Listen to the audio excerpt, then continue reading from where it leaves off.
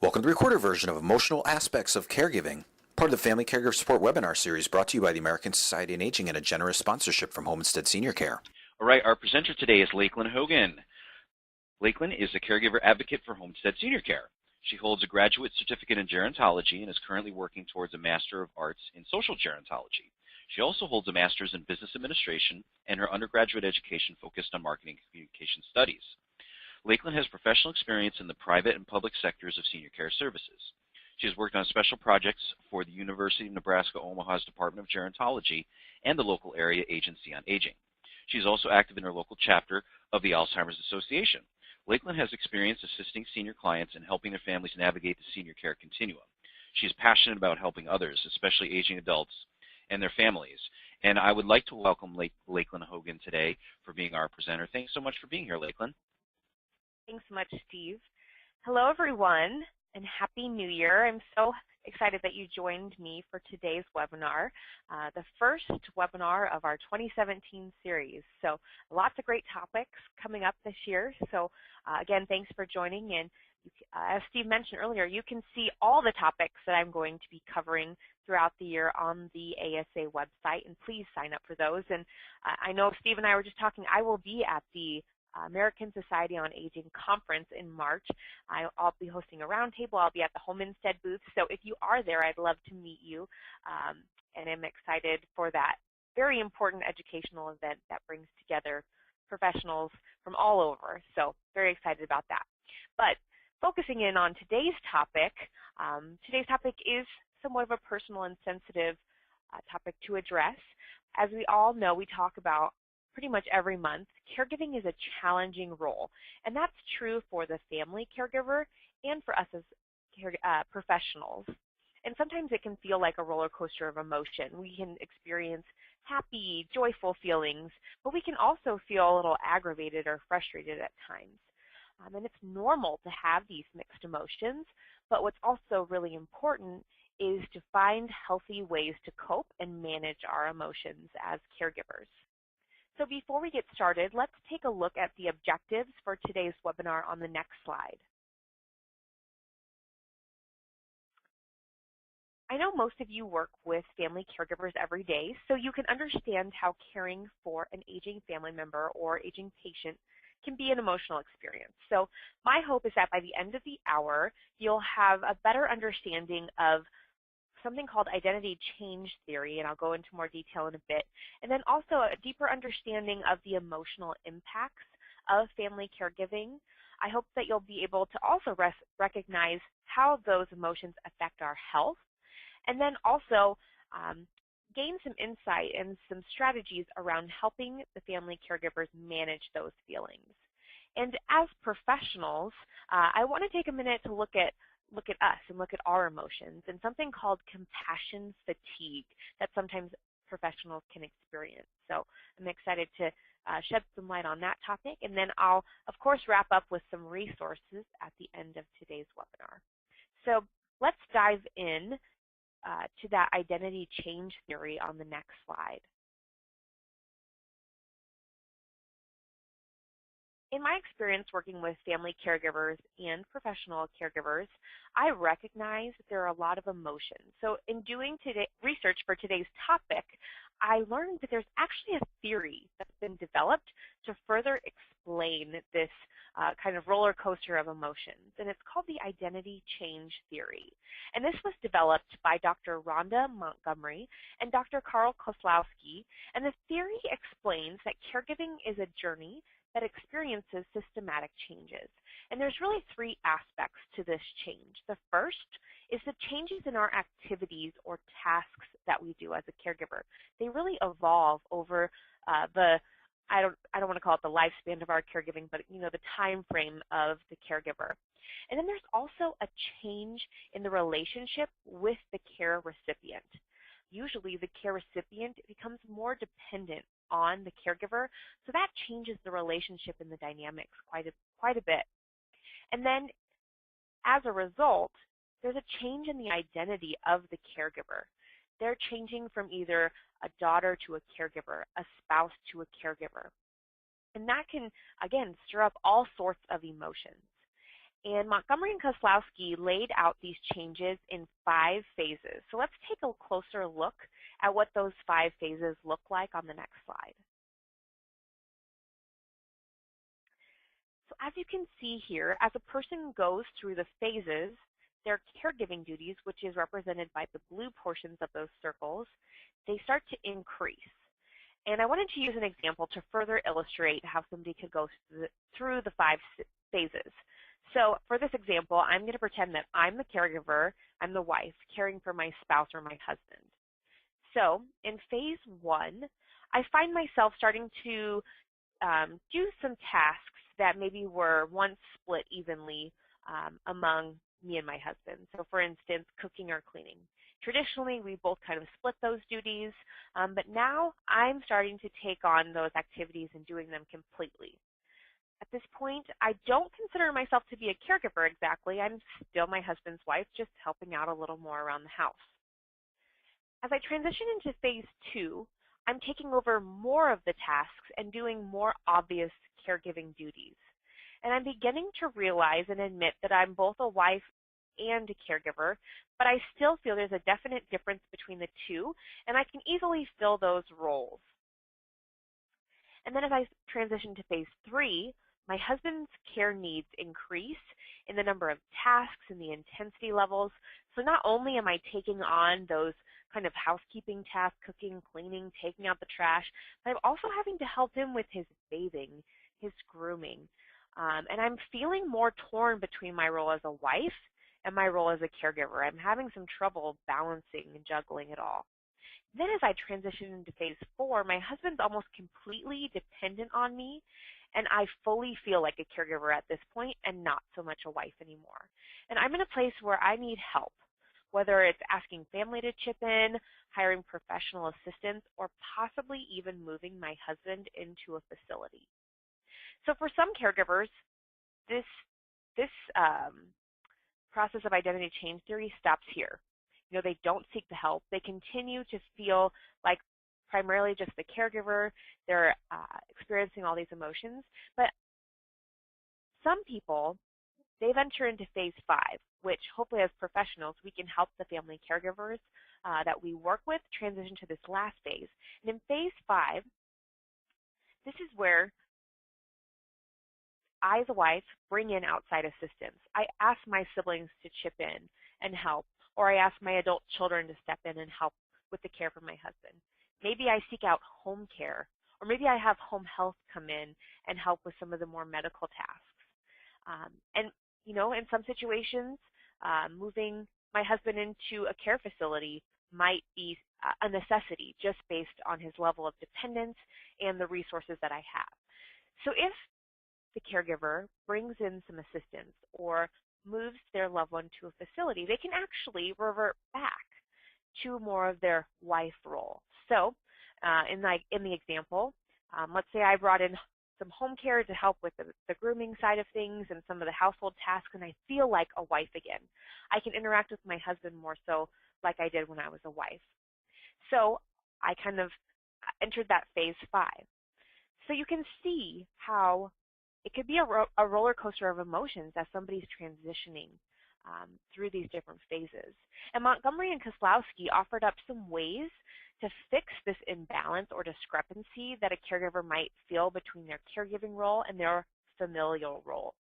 So one of the ways is a spouse could just fully embrace the caregiving role and be okay with giving up their spousal role. That might work for some people. Or the spouse can choose to remain in the role of the spouse and get that outside help. They might move them to a care facility, bring in lots of care, or they can find a balance. They might, in this situation, they would create a care team approach where they're able to be the wife and the caregiver with some outside help, especially as the needs of their loved one progresses.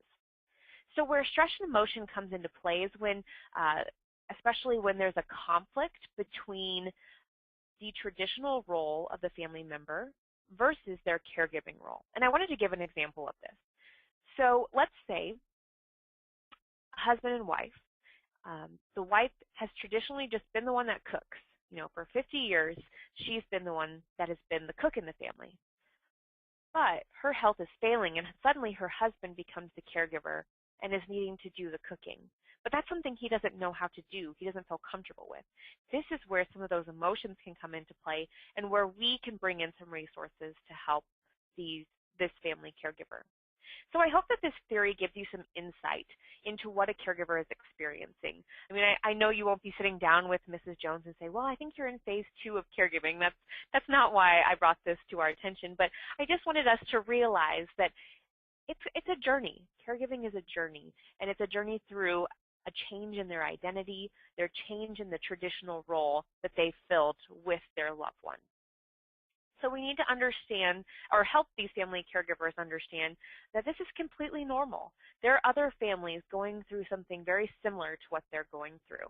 And they're not alone in this. They're not a bad person for having these feelings and emotions, but there are ways to help manage those feelings and emotions. So, and we're going to take a look at those emotions as we go through the rest of the presentation, starting with this next slide here.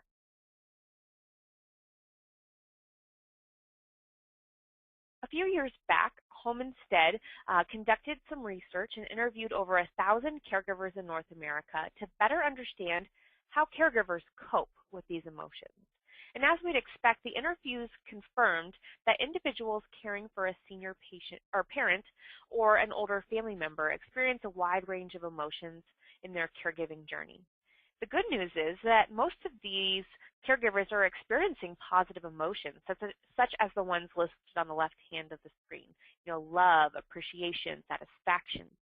But there are some caregivers, especially those who are caring for a loved one with Alzheimer's or dementia, or those that are spending a lot of hours a week caregiving, they're more likely to experience more difficult emotions, the ones you see on the right-hand side of the screen, frustration, anger, a sense of being overwhelmed. But how we think about these feelings makes a big difference. Many of us have traditionally felt, feelings such as love and tenderness, those are good feelings, whereas frustration or resentment, those are bad feelings, or those are feelings we shouldn't have. And sometimes because we think that these are bad feelings, we end up feeling guilty about having those emotions. But really, we need to change our mindset because there are no good or bad emotions. They're just emotions. But it's how we cope with them and deal with them that's going to make the biggest impact. So if we stop and think about major life events, maybe for some of you, you've had a recent life event, a marriage, maybe you've had a child. For some of those younger folks listening, maybe you just graduated from college. Those are big life events. So think to yourself, what kind of emotions were you feeling? Excitement, joy, uncertainty, maybe a little fearful of the unknown? Well, I would consider caregiving as similar to other life events. It can bring with it some really conflicting feelings, but the emotions that accompany caregiving are usually intense, and sometimes people are caught off guard because they might not have been planning to be a caregiver, or they're thrown into the role without warning. Our founder of Home Instead has said several times, you have 9 months to prepare for the coming of a child, for the birth of a child, but most people don't have that luxury when it comes to caregiving for a loved one. A lot of times it's an accident or some sort of health issue that causes a loved one to have to step into that caregiving role, and they haven't had a whole lot of time to prepare for it. So we as professionals can make a big impact in helping caregivers embrace those roles and get the support that they need to manage those emotions. So let's take a closer look at the impact of those emotions on the next slide.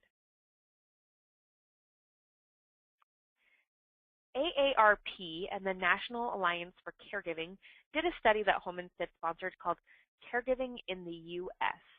It was a great study published in 2015. If you're interested in reading a lot of stats and statistics around caregiving, again, it's a great study. But that study found of those caregivers surveyed, 40% said that caregiving is a high burden or gives them a sense of high burden. They feel highly burdened by their caregiving. Again, that was 40% of them. It also found that 2 in 5 consider their caregiving situation to be emotionally stressful.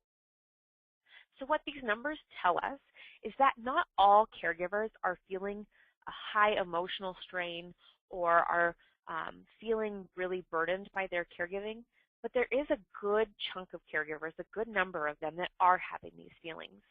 And again, those that are spending a high number of hours providing care, those that are caring for a loved one with Alzheimer's or dementia, and those that have had really no choice in taking on the caregiving role, it's really been forced upon them, those three groups are going to experience more emotional stressors than the other caregivers. And then back to that research that Home Instead did, it revealed that caregivers who struggle with difficult emotions end up repressing their feelings. So we're finding that about 40% of someone caring for someone with Alzheimer's or dementia, they're repressing their feelings. And of those caregivers that care 20 hours a week or more, 64% of them are feeling overwhelmed. So these are some significant numbers. And caregivers that repress their feelings most likely feel anxiety. And more specifically, that anxiety stems from the fact that they have difficulty watching their loved one decline. They might also feel that they're not doing enough in their caregiving role. They think that they have to be present. They think they have to be with the person all the time. They feel alone in their caregiving journey. And they're feeling stress and strain on their marriage and their own families. So those are some of the sources of that anxiety. Now, caregivers who repress their feelings, they might also feel a sense of frustration. They're frustrated about the increasing demands on their time. They're experiencing the physical demands of caregiving. For a lot of people, caregiving takes a lot out of you. You're on your feet, you're running around. Some people are having to lift their loved ones, do a lot of physical work. So that can be a source of the frustration.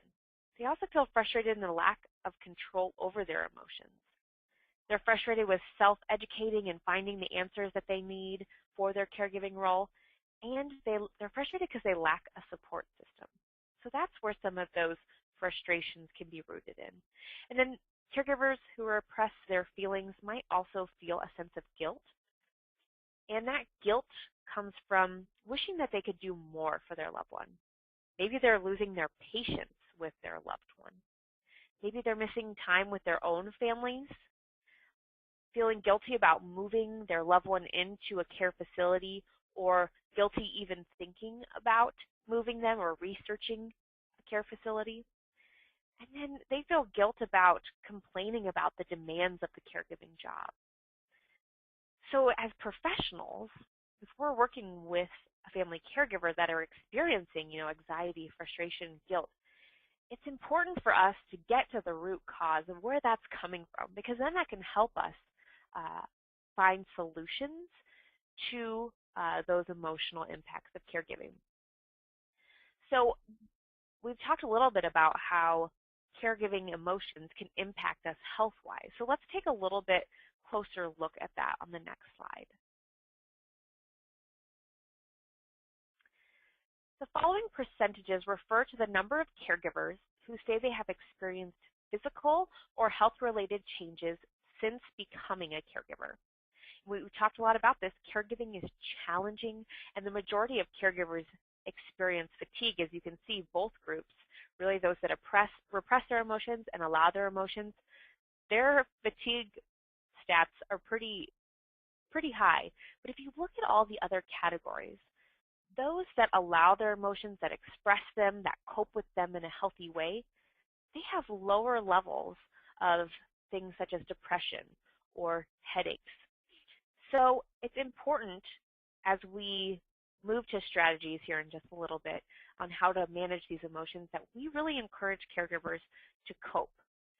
In addition to these stats I have listed, additional research has found that caregivers that are repressing their feelings have higher rates of diabetes, high cholesterol, hypertension, COPD, and heart disease. And they are also, or they can also be likely to have increased behavioral risk factors, such as smoking, alcohol use, and then not taking care of their own health. And when I think about it, these are kind of some general symptoms similar just to that of general stress.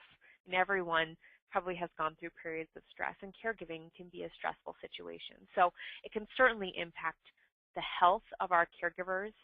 And it's important to remember that, in order to fulfill our caregiving duties or have these family members fulfill their caregiving duties, they have to be healthy themselves. Unfortunately, I'm sure you've seen this too, where the caregiver will pass away before their loved one does because they haven't taken the time to see their doctors, to eat healthy, to exercise. So these health impacts of caregiving are real, and we need to be aware of those as professionals. So now we know about the emotional impacts, the health impacts. Let's talk about some strategies to manage those emotions on the next slide.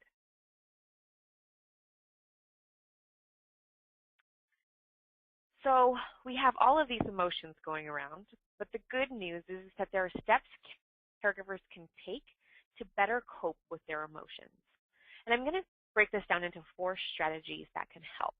And they're listed here on the screen, and I'm going to dive deeper into each of these: acknowledging feelings, releasing difficult emotions, finding solutions, and then engaging in enjoyable activities. So let's start with acknowledging feelings and the acknowledgement of our emotions on the next slide.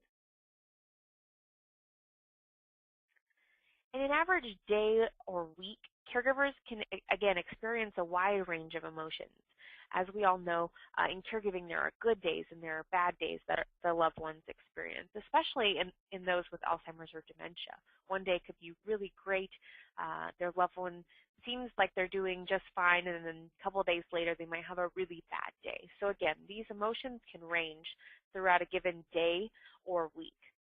And it's important that caregivers accept their feelings, both positive and negative, and avoid judging themselves harshly because they're feeling what they feel.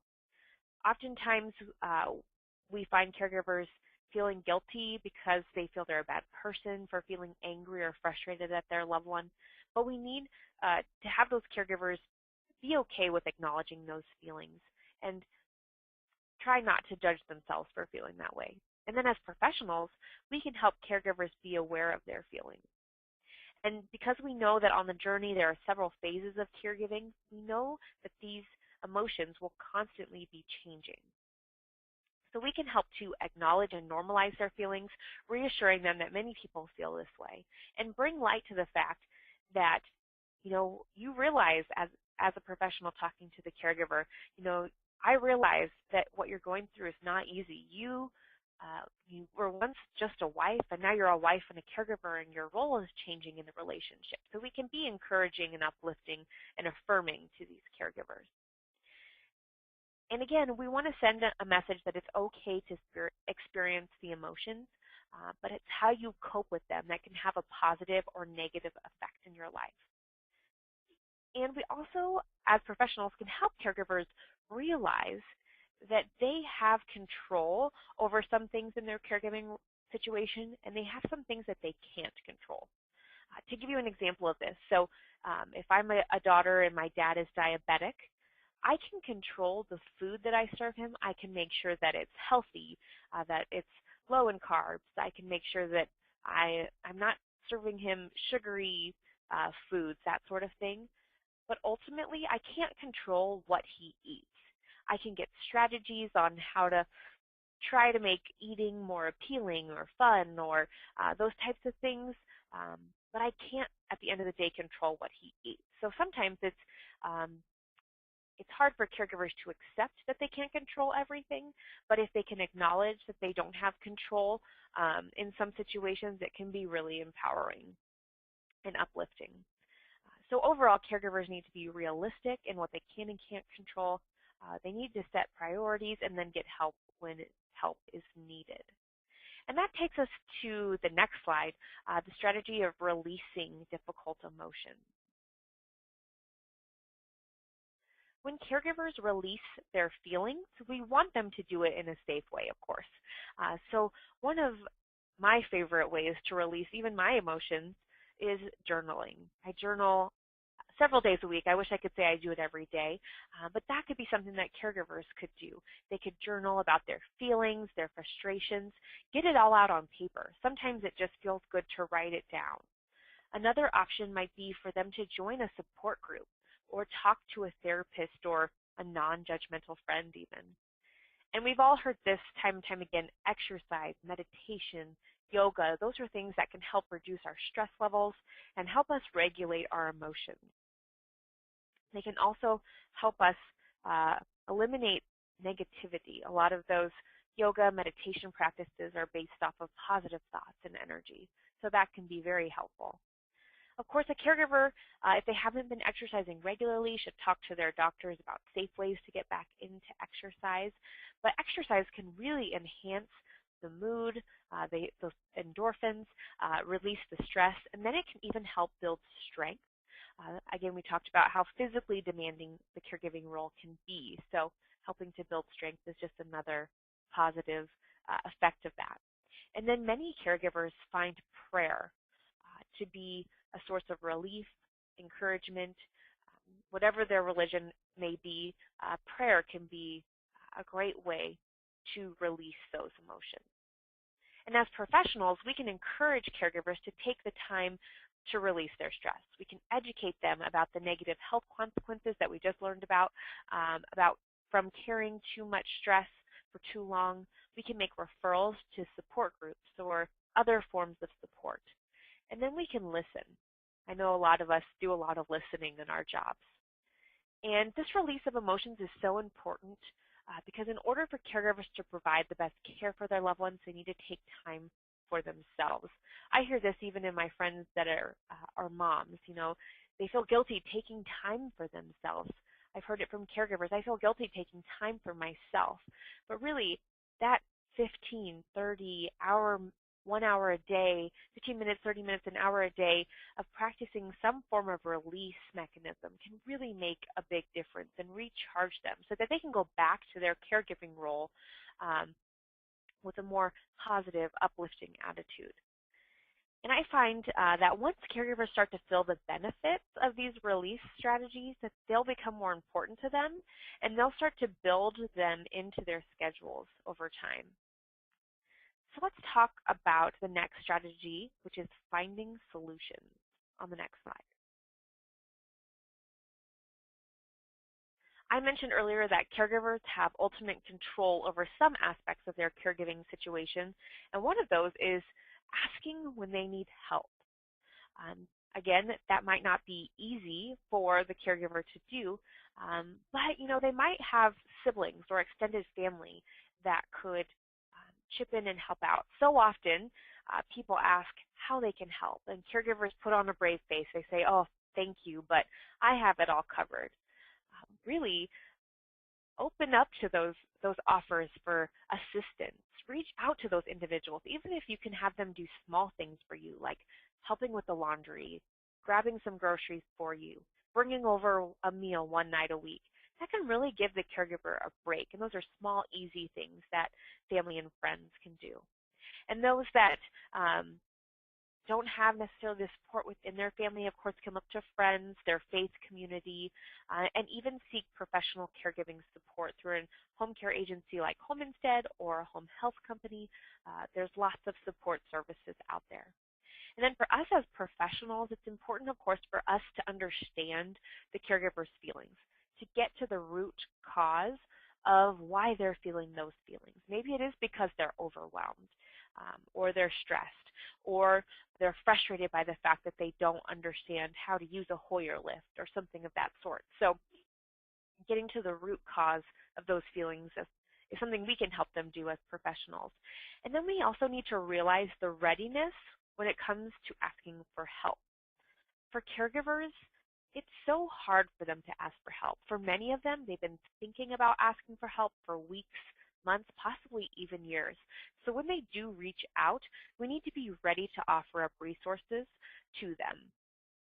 And then we need to coach caregivers around how to ask for help. Some people don't know the best way to go about it.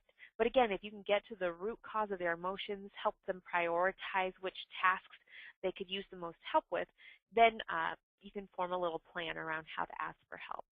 And then, of course, I'm sure we all have lists of referral agencies that we can connect them with, resources that we can connect them with to help with the stress and strain of their caregiving role. And I mentioned this earlier, but it's really important to identify what's driving those emotions. Pause, determine where the emotion is coming from, and then together you can find a solution. So let's take a look at the final strategy on the next slide. The fourth strategy is to engage in enjoyable activities. The idea here is to make sure that the caregivers don't abandon their life because of their caregiving duties. Again, it's back to that balance of their caregiving role, their familial role. So they can start by making a list of things that they enjoy doing. Maybe it's watching their favorite television show every Tuesday night at 7 p.m. Maybe it's every Sunday they want to attend their faith service. Maybe they want to really prioritize exercising, get out two mornings a week to walk around the block. Maybe they want to visit a museum, meet up with friends for lunch. Maybe they just want to take a break to listen to some live music at a local restaurant. Well, then they can build in mini breaks or bite-sized getaways into their schedule. Even 15 minutes can help, as we talked about earlier. And then as professionals, we can reinforce the need to take breaks and recharge the batteries. And then we can help caregivers understand that they're not being selfish when they take time for themselves. Let them know it's okay to recharge batteries. And then, of course, we can provide ideas and positive reinforcement to those caregivers. So we have been talking a lot about getting help and taking breaks as a big part of caregiving, family caregiving, reducing that emotional stress. But there's some underlying reasons why people don't reach out for help or don't get the help that they need to manage those emotions. So let's talk about that quickly on the next slide.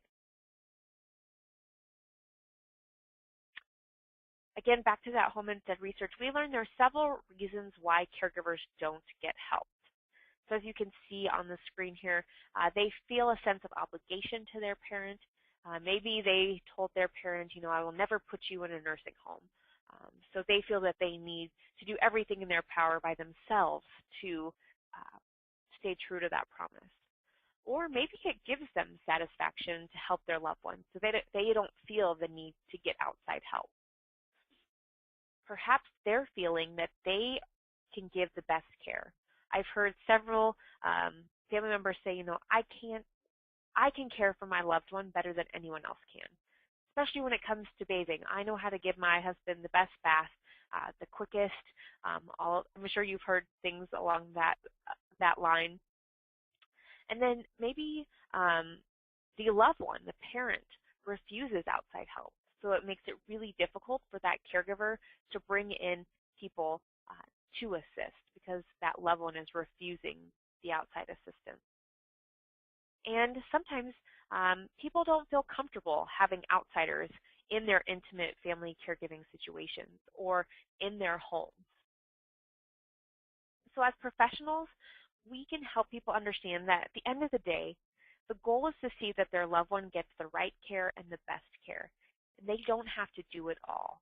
We can encourage them to see other family members and professionals as really a care team and help them understand that you're not a failure, you're not a bad person if you increase the size of your care team, if you bring in people from the outside.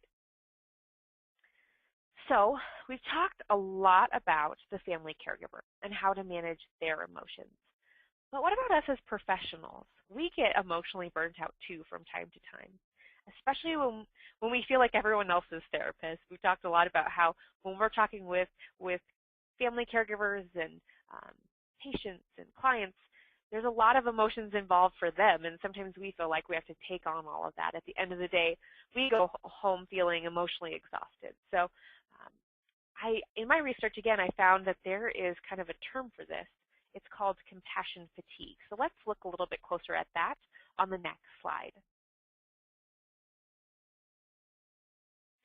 So again, each and every day we deal with all sorts of situations as professionals, and not all of them are positive. Some can be a bit traumatizing or emotionally exhausting. I know if any of you have had to call APS like I have on a client situation when you just know that they're not being cared for the way that they should be, and or there's a family situation where the siblings are just fighting and it's just wearing you down because you're stuck in the middle of it. Those can be really emotionally exhausting situations. And a woman by the name of Carla Joynson, she first coined this term, compassion fatigue, back in 1992. She herself was an RN, and she was noticing these experiences of her fellow nurses, the burnout, the emotional exhaustion. So she coined this term, compassion fatigue. And to sum it all up, in most situations, the act of being compassionate or bearing the suffering of others has its implications. It can lead to many of the same emotions that the family caregivers are feeling. We just talked about all these different emotions, the emotional roller coaster. So you can see listed up on the screen some different emotions that can go along with compassion fatigue.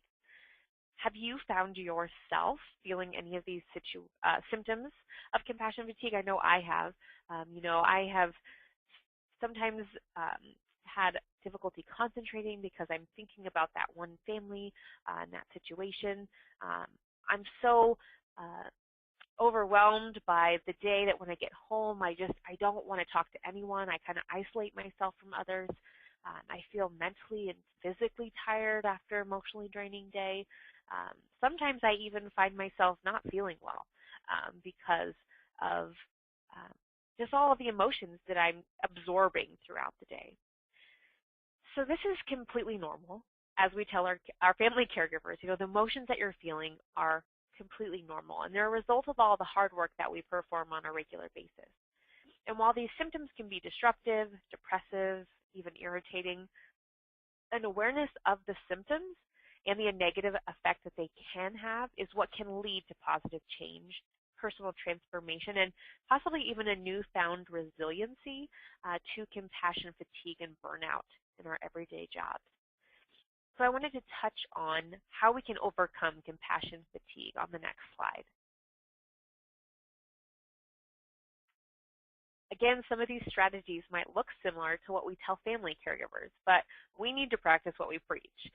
We need to take time to recharge our batteries, talk to someone, whether it's informally or seeking professional counseling. Again, these feelings are normal. We just need to acknowledge them and cope in a healthy manner. And I'll let you read through majority of these. Some of them seem like no-brainers. Exercise, getting enough sleep, healthy eating. They really can make a big impact. And one of my favorites that I had never really considered before is at the top of the second column.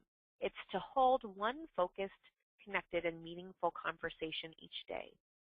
We all make a really big difference in the lives of people through the work that we do in senior care, in the senior care field, in the healthcare field. We're helping people every day. It's sometimes so easy to lose sight of that when we're feeling stressed or we're feeling burnt out or emotionally overwhelmed. And that's when these meaningful conversations or meaningful connections can really brighten our day and remind us why we do great work. So often if I'm feeling stressed or overwhelmed, I'll look back at a card I got from a family member that was thanking me for the assistance that I provided. Or I take a look at, we have a board in our office where we have pictures of clients and caregivers looking happy together. And sometimes I'll take a moment just to look at it. I know it sounds so simple and easy, but if we can stay focused on something positive, it can hold a bright spot in our day and help us to be less likely to fall victim to this term, compassion fatigue. I thought that was such an interesting term when I came across it, so I wanted to share it with all of you. So we've talked about the family caregiver managing emotions. We talked about us as professionals managing emotions. Next, I want to take a moment to share with you some resources that you can pass along to your caregivers or coworkers on the next slide. The first resource is caregiverstress.com. This is a great site for professionals and for family caregivers. There's a tab for both on here. There's lots of great tips, advice, resources, videos, all sorts of information, pretty much on every subject related to caregiving that you could imagine on caregiverstress.com. The next two listed there are organizations that serve the family caregiver, not specifically in the senior care realm. Caregiver Stress is focused mainly on seniors, but the Caregiver Action Network and National Alliance for Caregiving really focuses on caregivers across the board, people caring for kids with special needs, all the way up to people caring for loved ones who are elderly or have Alzheimer's and dementia. So those are two great resources. And then, of course, for those that are working or caring for someone with Alzheimer's or dementia, the Alzheimer's Association, they have some great resources on there. They have a 24-hour helpline. They also have training videos. So it's a great resource to pass along.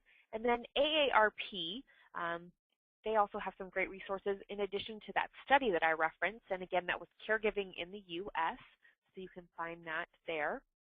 And of course, the American Society on Aging, they have some great resources on their website. And then if you wanted to learn more about compassion fatigue, wanted to get a few more tips and pieces of advice, I did list a couple websites there for you, so you could check those out. So with that, I will open it up for questions. Again, thank you so much for joining me today. So if you have any questions, please write them in. I'd be happy to answer them. All right. Thanks very much, Lakeland. Great presentation, as always. Everyone, it is time for Q&A session here. So as Lakeland said, if you have any questions that you want to talk about, there's been a lot of great information today so far. So if you have any questions, just type them in right there in the questions box and send them in, and we will pose them to Lakeland, our presenter here. The first question here for you, Lakeland, is as follows. Do you have any suggestions when the caregiver is the wife or a husband? They live together and they truly get no breaks. Situation where there's no family and they make too much for assistance, but too little to pay out of pocket for someone to come in and help. You know, that's a great question, and it can be definitely a difficult situation when the husband or wife is living together. Since you had mentioned that they make too much to get assistance, but maybe don't have quite the resources, they could always look to, if they belong to a faith community, they could always look there for volunteers, maybe to come over for an hour and sit with them. There's also some grants. I'm not sure about this specific situation. If the individual that is receiving care has Alzheimer's or a form of dementia, there is a great grant. It's called Hilarity for Charity. You can find that at helpforalzheimersfamilies.com. They can apply for assistance, but it does make for a difficult situation when the family member is really the primary caregiver. But if the loved one, takes naps throughout the day, if they can be left alone, upstairs in the living room for, 15, 20 minutes, maybe that caregiver could escape to the basement and take a nap or read a book or maybe sit and do some yoga or meditation. There's so many some great resources online if they have the tools. They could join an online support group if they can't get away to find support and tips and advice. So those are just a few suggestions. I hope that they help. Again, that's a tough situation. You can always check caregiverstress.com for some additional resources on caregiving. And again, that relief grant, Help for Alzheimer's Families. And usually each city, there's a local area agency on aging that usually is connected to like a respite resource center, and that's usually a great tool. I know my city has one. I think it's a government program throughout the U.S., but they can provide respite at a lower cost than some agencies provide, or possibly even on a volunteer basis. So reach out to a local area agency on aging. And I've learned through these webinars that if you don't have access to a computer, you can call 211, and then it'll connect you. I think it's to the Health and Human Resources hotline, but they can get you connected to your local area agency on aging. Great question. I hope that family finds some relief. Okay, and keeping with the topic of family here, okay, the next question for you, Lakeland. What would you recommend when a caregiver is caring for one of her parents and she is at odds with her siblings? How would you recommend engaging the siblings into the care situation? Oh, that's a tough one. I'm actually doing, I was telling Steve, a roundtable discussion at the American Society on Aging conference about this very topic. Family Feuds is the title of it. So often there are conflicts that result from multiple siblings. We actually have a great resource called the 50-50 rule.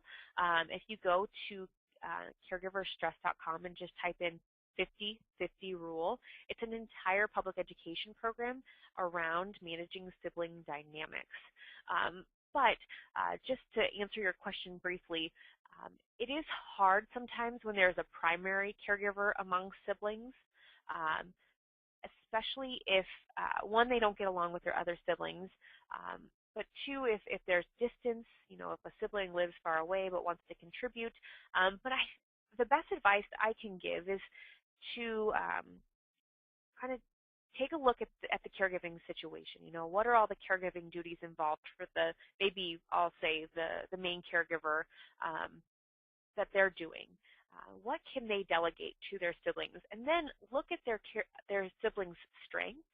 So if there's one sibling that lives close by and could maybe deliver groceries, or maybe there's a long-distance caregiver or a long-distance sibling that's good at managing money, maybe that they could do some online bill paying. Maybe there's a grandson around that could come over and help out with yard work, those sorts of things. So just finding the strengths within the other members of the family, finding out or really zeroing in on what the needs of the caregiving situation are, and then seeing how you can pair those together. And sometimes it's helpful to have a family meeting to discuss this. And you would know probably better than I, because I don't know all the details. Or maybe it's just the main caregiver asking each of them kind of one-off on how they can contribute. Some families, if it's more, more about like creating a calendar of care, maybe the one caregiver feels overwhelmed because she's at mom and dad's all the time doing all the caregiving. Well, maybe you can set some sort of a schedule that on Monday, Wednesday, Friday evenings, one of the other siblings comes over to help out so that primary caregiver can go home, get some stuff done. Or maybe it's every Saturday, one of the other siblings takes mom for the morning and gets the hair done with mom and takes her grocery shopping. That way the main caregiver can get a break in that regard. So again, that 50-50 rule on caregiverstress.com, that will be really helpful to you, I think. So I would suggest that you go out to that site to read even more tips. And then if you're at the ASA conference, come to my roundtable and we can talk more about it. All right, Lakeland, next question here for you. How about a situation when you know the caregiver needs help or relief, but they continue to refuse? That is also a tough question. We talked a lot about that. Sometimes you'll have a caregiving situation where they feel that, they don't need the help. They don't need the assistance. And again, I don't know all the details of the situation, but if you take the approach of, we want the best for you as the primary caregiver. We don't want your health to suffer. We don't want you to fail. We want you to be in the best shape you can be mentally, physically, emotionally, to provide the best care and to continue to provide the best care for your loved one. And the best way to do that is to take a break or to get some assistance. And I know that's easier said than done, probably what you're thinking. But if you can kind of help them, again, prioritize their caregiving tasks, what are the most important things that they do for their loved one on a daily basis. For some, that might be, I want to be the one that's cooking them healthy meals. I want to be the one that's bathing them. And then maybe farther down on the list is, I take them to, the church group, or I take him out for brunch every Sunday. Maybe since that's a little farther down on the list, you could start with some of those tasks, or maybe housekeeping items are lower on the list. Little things like that could take away some of the activities that caregiver is having to do every day, but they're still getting to do those, top priority, those really, really important activities that they feel are important. So maybe that's a good place to start. And I'm trying to think if there are some other resources. I would definitely check out caregiverstress.com and then the National Alliance for, the Caregiver Action Network website. I know that they have just a lot of great resources and tools on there, but hopefully that can give you a place to start and help them prioritize the caregiving tasks that they feel are most important, and then maybe those less important ones are where people can step in and start to help. And again, just explaining to the caregiver, we want this for your health, and we want this also for the best interest of the care recipients, because if you don't take care of yourself, you might not be around forever. I know it's kind of a harsh and a delicate topic to approach, but the truth of the matter is, I talked about this earlier, we don't want that caregiver passing away or not taking care of themselves and ending up in the hospital. So then somebody else entirely has to take care of their loved one. So I hope that helps. Right. Next question, Lakeland. Do you have any resources or advice for end-of-life or grief issues for caregivers when their loved one is close to the end of their life? Yes, we do. I'm doing a quick search on our caregiverstress.com website. I know we do have lots of information on end-of-life care and resources. That is a difficult topic to broach. It's hard not only because,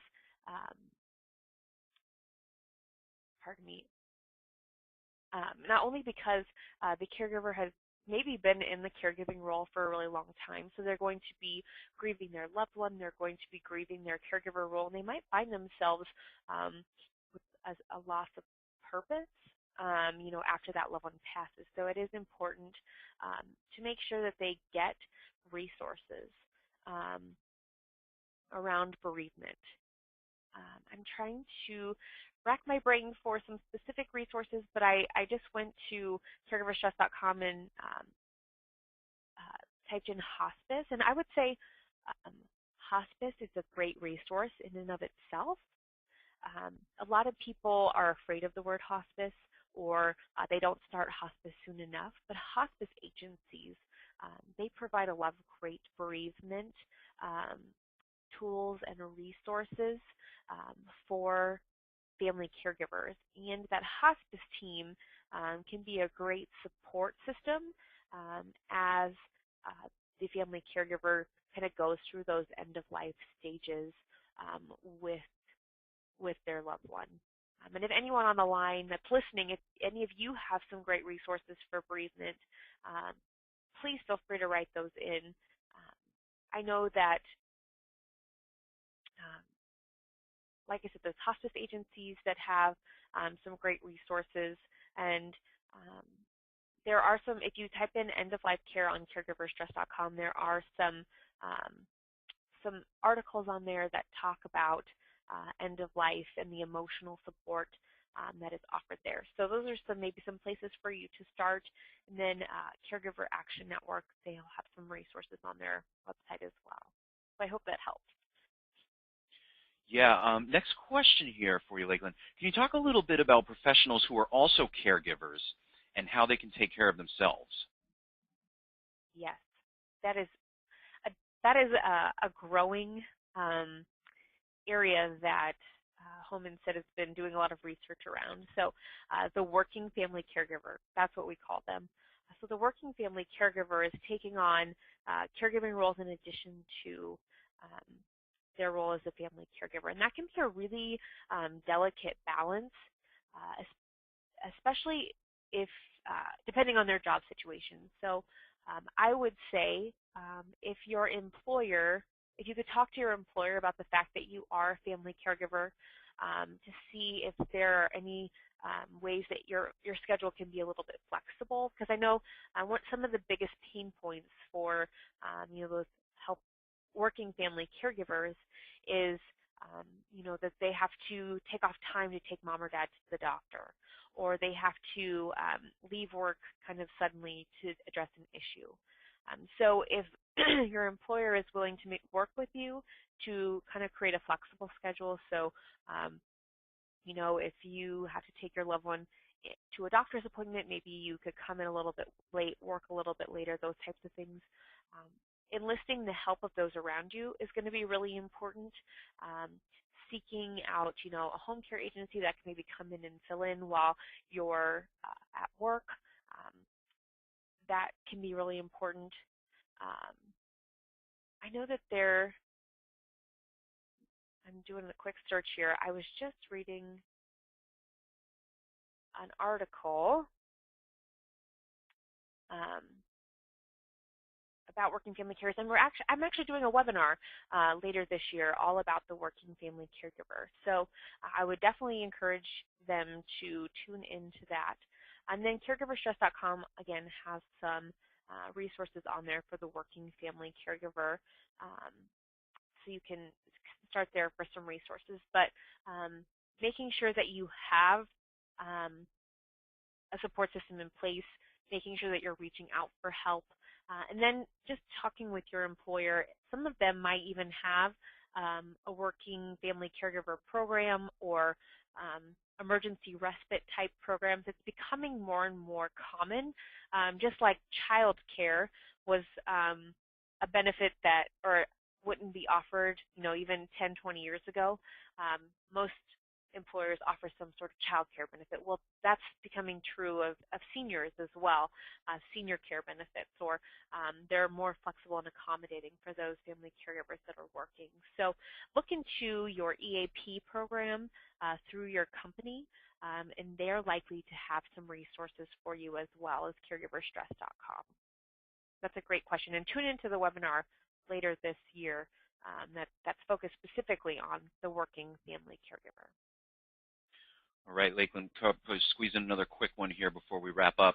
Do you have any suggestions for how to get family more engaged in caregiving? Often caregiving seems to fall to one family member, and they are frustrated at other family members for not helping out more. Yeah, this is kind of similar to the question earlier about getting siblings more involved. And I recognize that a lot of times there's one family caregiver. But again, looking at the other family caregiver's strengths, and then asking them. That's a big thing. So sometimes family caregivers get frustrated because no one else is chipping in. And then you talk to those other family caregivers and they say, well, I want to help, but I just don't know how. So in a lot of situations, it's making a direct ask. So instead of saying, well, could you help out with meals more, saying, I would like, or could you bring over a meal every Tuesday? That would really help me. Or would you take mom to a doctor's appointment on this day and time? Or, could you pay the bills for mom? Or could you be the one that comes over and mows and shovels? Assigning specific tasks, I'll say especially to the males in the family, a lot of times, again, they just maybe need more of a direct ask as opposed to saying, well, I wish you could just help out more. So identifying those tasks that others could do, and then again, looking at the strengths of the other family members and seeing where they could help out, where it aligns with their strengths, the needs align with their strengths, and then making that specific ask. I think that's what could help make that primary caregiver more successful in getting other family members involved. I hope that helped. Right. Well, Lakeland, it is just about time for us to wrap up. We've reached the end of our hour here today, unfortunately. But I want to thank you for joining us today and for presenting, and thank you so much for being here. Thank you so much. Have a great rest of the day, everyone.